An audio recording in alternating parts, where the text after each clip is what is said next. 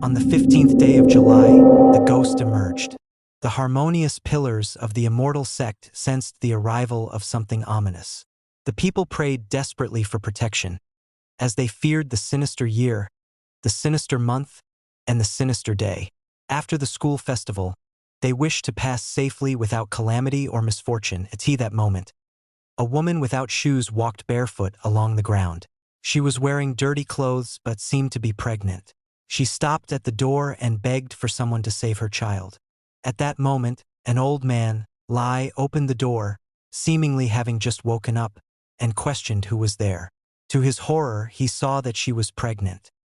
He was surprised that a pregnant woman like her could be out on such a freezing day, so he rushed her inside. But at that moment, his neighbor informed him that he should ignore her, as she was just a ghost. Hearing this, he recoiled in fear. However, she grabbed his hand and pleaded with him to save her child. Suddenly, she was whipped from behind, causing her to stagger and scream. The one who did this was Grandma Long. She was a true disciple of the harmonious pillars of the immortal sect and was infuriated that this ghost was acting so recklessly in her domain. While the undead told her that she was not a ghost, Old Lady Long commented that her anger had dissipated, but it was only the woman's maternal determination that had kept her going this far. She informed the ghost that her child might have long passed away. The woman tore open her shirt and screamed that he was still alive. Upon seeing this, they were shocked. It was a demonic pregnancy. How could any creature use such a demonic, sinister, and malevolent sorcery to harm others? Old Man Lai questioned if the child could still be alive. Old Lady Long informed him that the fetus was hanging by a thread, and if it died, the woman's determination would dissipate. At that time, with one dying body and two lives, she would transform into a Burton ghost wielding scissors to take lives and using nearby pregnant women as her substitutes. Old Man Lai questioned if that was the case. Why didn't they deliver the baby? But she told him that it was impossible. Midnight was approaching, and tonight's midnight marked a sinister year, a sinister month, a sinister day, and a sinister hour. If the child were born, the mother would die, and the ghost would rejoice while the living would weep. It would be a sinister-born child, possessing not just spiritual sensitivities. Once they embarked on the path of ghost cultivation, their progress would be 100 times faster than that of ordinary people, making them the ideal candidate for evil spirits to possess. Now, all the spirits and monsters within 100 miles were fixated on this place, waiting to seize this opportunity for cultivation. Once this child was born, tonight would be filled with wandering spirits. If that happened, they might lose their lives there. Midnight finally arrived. In an instant, Old Lady Long was attacked, but the creature that assaulted her was sliced in half by Old Man Lai. More monstrous invaders were cut down, but suddenly, the ghost screamed as her stomach tore open. From it, a young baby was born. Unfortunately, this sinister child had been delivered. Old Man Lai questioned why the child had no umbilical cord. She explained that the child had been placed inside that woman's womb by another, so there shouldn't be an umbilical cord. The technique of transference in demonic cults is the act of extracting a just-formed child from the body, along with the 5 poisons blood, and then stuffing it into a woman born in a sinister year, month, and hour. This woman must also be a close relative of the child. If the child matures without going through childbirth, it will torment the woman to death. 2 lives are sacrificed, and the womb and spirit become uncontrollable for the one who cast the spell. Only with deep-seated enmity and one's blood can one seek such vengeance against their enemies. Not only has that person harmed the woman, but the child's biological parents will also be cursed.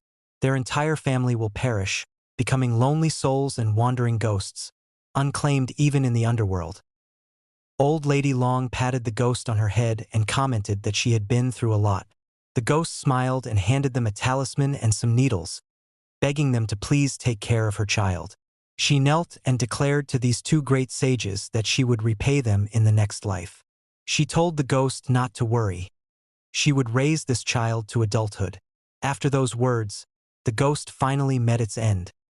Suddenly, a voice exclaimed that it smelled so good. They called for Old Man Lai. Old Man Lai questioned why there were suddenly so many voices calling his name. She told him not to respond to them as those were ghostly cries. The gates of the underworld had opened, and the 5 poisons' blood had stripped away their seal. They couldn't wait any longer. She ordered him to take the child inside. She summoned a giant green snake called Changba and pleaded with it to take control of her as she was ready to battle these beasts. Not too long after, Old Man Lai called for Changba, handing her the child, telling her to take good care of it. A young man questioned where his mother was, as he needed to be with her. Old Man Lai informed him that he was just an ordinary person, but his mother was the most formidable within 100 miles. He then showed him his mother's grand seal. She wanted him to take it and sit on the rooftop. No matter what happened, he must not speak or move. Suddenly, Old Man Lai removed his sword and declared that if anything happened to him or his mother, he must take care of his wife and the child and run quickly. His mother had said the old pantry on the top of the East Mountain would protect him, but before leaving, reminded him to remember his mother's words. With teary eyes, he explained that he understood. Old Man Lai removed his sword and wrapped it around his hand. However, Old Lady Long's eyes were now like a snake's, seemingly possessed, but she questioned why he had come back again. He declared that she was Changba, the immortal that Grandma Long worshipped. He was her old neighbor.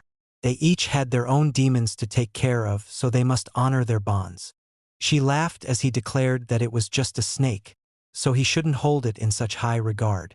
If something too fierce came, it would be the first to run. Lady Long told it not to worry. She understood and thanked it for its help. Suddenly, Lady Long declared that the incense ash had chased, meaning they had arrived. Suddenly, strange figures began to materialize. It was the ghosts. She took out her whip, preparing to attack. She whipped them, but they merely laughed. However, not too long after, they dissipated. They were just a bunch of fools who had eaten and wrapped souls in new dead shoes, and they dared to come and share a piece of her pie. Suddenly, she sensed extreme danger. Behind her was a giant demon.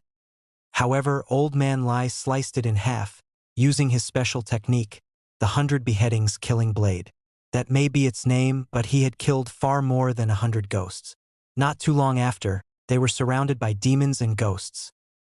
Suddenly, Old Lady Long declared that Tengu, a mythical creature in Japanese folklore depicted as a bird-like humanoid with both human and bird-like characteristics, had swallowed the moon and only half the blood remained. A green aura removed itself from her body.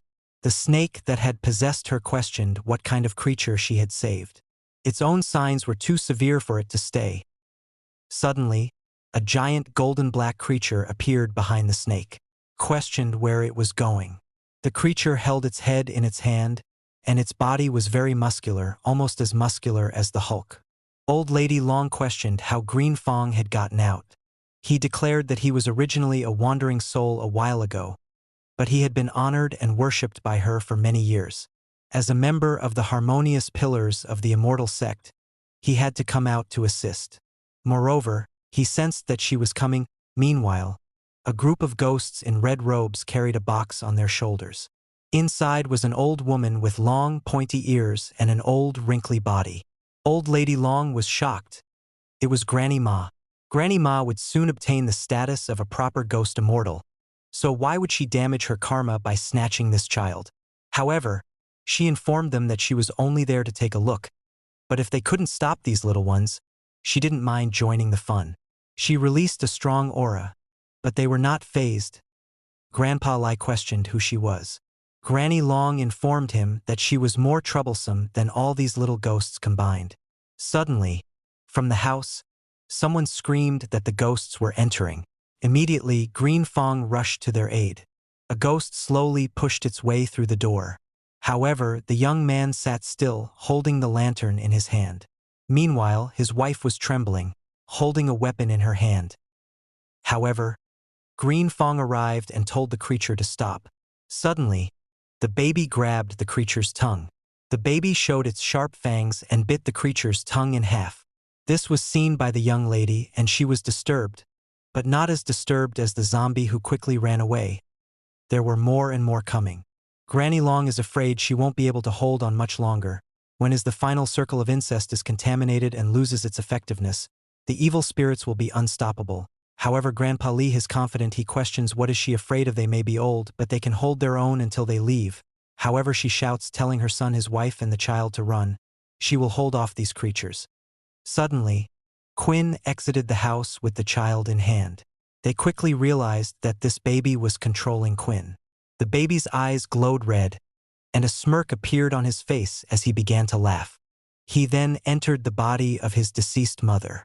Suddenly, his mother returned to life, but she was actually being controlled by the baby. She lunged at the monsters, tearing them all to pieces. She was ruthless and smiled throughout it all. The baby, fierce right after birth, left everyone wondering what kind of trouble he would cause in the future. At that moment, Chong Bie assured them that this was just a temporary phase. Once the evil aura brought by the womb dissipated, he would become a normal baby. Suddenly, the aura disappeared, and the baby's eyes were no longer red but had turned white.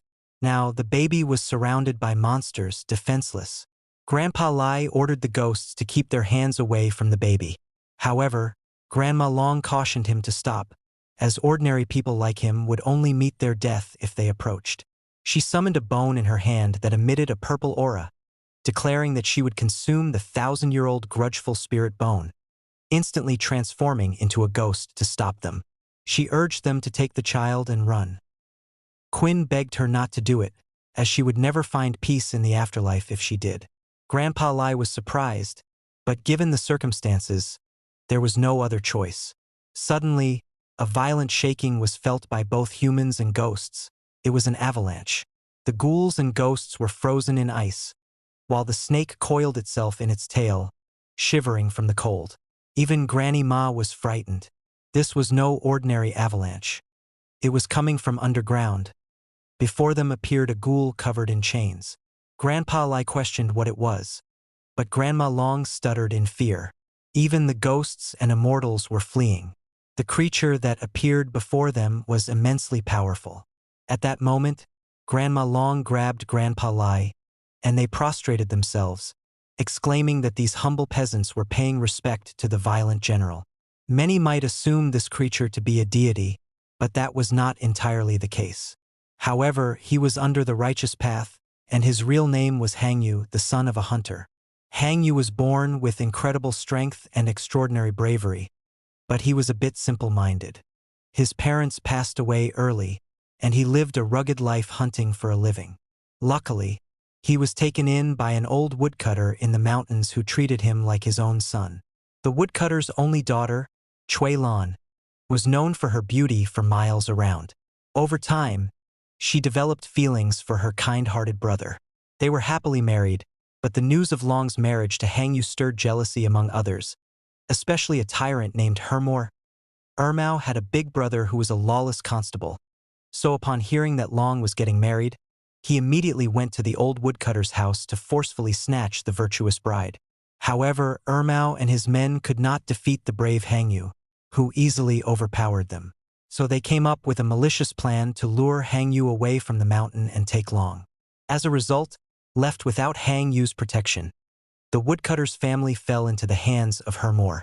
When Hangyu returned home and saw the tragic scene, he swore to seek revenge. The sight that truly broke him was seeing the undead body of his beloved wife. He massacred Hermor and his entire family, leaving no one alive. After avenging his family, Hangyu knelt for 90 days at their graves until he became a corpse buried beneath the ice and snow. Due to his exceptional loyalty and love, the emperor bestowed upon him the title of the Vigilant General. Later, he transformed into a mountain deity guarding the region. But the question remains, how would he treat the child? The general walked towards the baby. The baby extended his hand to him, unafraid, sensing something good about the general. The Vigilant General looked down at the child, unmoving and emotionless. Suddenly, a green aura emitted from the snake deity. It transformed into a snake, knowing that the Vigilant General might soon strike. If they didn't leave now, there wouldn't be any pieces left of them. At that moment, the Vigilant General broke a chain from his body, and the creatures behind him screamed in agony. The part of the chain that he broke off he used to demonstrate his power. He knelt down and placed it on the child's ear. Not too long after, a red aura entered into the child's ear. The Vigilant General then made his way towards the boy's deceased mother. In the process, he stepped on the snake deity. He carried the woman in his arms while the snake deity begged for help. As the Vigilant General walked away, the baby tried to reach for him, but they had left him behind, and he began to cry. Grandma Long held the baby and assured him not to cry. Everything would be fine. Meanwhile, the screams of the ghosts were heard as they tried to escape from their prison. However, the Vigilant General entered the ground, seemingly devoured by it. The sun set, and Grandpa Lai questioned if the issue with those dirty things had been settled. Grandma Long told him yes, it was done now. The snake, writhing in pain, declared that they were lucky as the Vigilant General had helped them out. Meanwhile, Quinn disappeared like ash in the wind. Grandpa Lee told the baby that he was very lucky. After surviving last night, he would surely have a lucky and prosperous future. However, as the danger wasn't over yet, before this child stabilizes, those ghosts will come every night.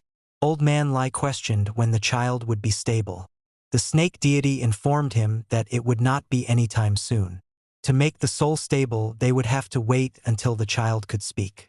However, that would take at least a year or two, and it was practically impossible for them to hold on for that long.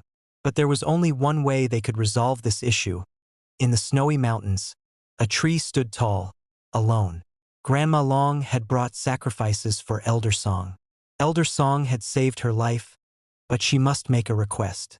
Suddenly, the tree began to move, and a formation was made in the snow. She exclaimed that she knew this matter was highly dangerous, but she had no choice but to come and seek help. She lowered her head, declaring that she was not just doing this for the child but also for the people in the village. Due to the way she was lowering her head so sincerely, her forehead began to bleed. She declared that if it were to happen again, she wouldn't be able to hold them back, and their whole village would be sacrificed for this child.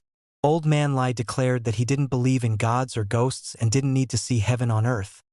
But if they were willing to help, he was willing to bow down to it. He also lowered his head sincerely and injured his forehead in the process. The wind began to blow, and a tree branch hit the old man on the head. He held the branch, questioning what it was. Old Lady Long declared that this was the pine oil they needed, along with the millennium pine that Elder Song gave them. Old Man Lai was surprised that this millennium pine was so tiny. Grandma Long assured him that he would see the power of this millennium pine in a moment.